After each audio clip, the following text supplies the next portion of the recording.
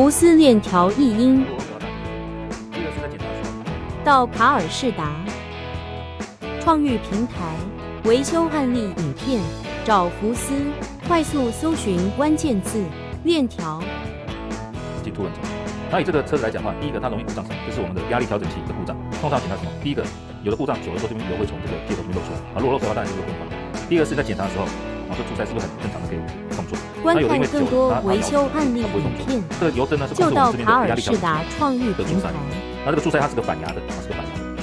那我们指针会顶着这边顶杆顶的话，这就会做动，会做压力的调整。如果说今天这个东西有故障的时候，或者说你这个调整器有故障的时候，这时候我们这个调整之后会问题。第一个，你会交到故障码，